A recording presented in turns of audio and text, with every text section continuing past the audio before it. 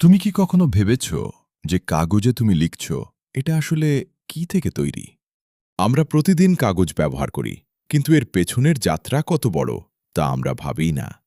একটা সাধারণ গাছ, তার ভেতরে লুকিয়ে থাকে একটা অদ্ভুত গল্প।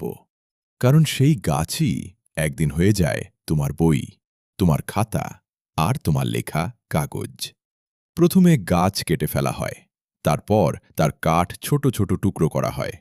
এই টুকরোগুলোকে বড় বড় ট্যাঙ্কে কেমিক্যাল দিয়ে সেদ্ধ করা হয়, যাতে কাঠ থেকে সেলুলজ আলাদা হয়।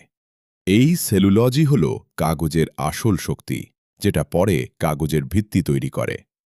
এরপর মিশ্রণটা পানি দিয়ে পাতলা করা হয় আর একটা বিশাল মেশিনের উপর ঢালা হয়, যেখানে পানি ধীরে ধীরে শুকিয়ে যায় আর রেখে যায় শুধু পাতলা এক স্তর, যেটা হয়ে যায় কাগজ। তারপর সেটা গরম রোলারের মধ্যে দিয়ে যায়, চাপ দিয়ে মসৃণ করা হয় আর কাটা হয় নিখুঁত আকারে। যে গাছ একসময় বনের বাতাস ছিল, আজ সেটা তোমার হাতে থাকা খাতা। এখন প্রশ্ন হল, তুমি কি জানো আর কোনো জিনিস আছে যেটা গাছ থেকে শুরু হয়ে তোমার হাতে পৌঁছায়? প্রকৃতি আর বিজ্ঞান মিলেই তৈরি করে আমাদের এই কাগজের জগৎ। আর এমন অজানা তথ্য জানতে চাইলে লাইক, ফলো আর সাবস্ক্রাইব করতে ভুলবে না। পরের ভিডিওতে আরও চমকপ্রদ কিছু নিয়ে আসছি।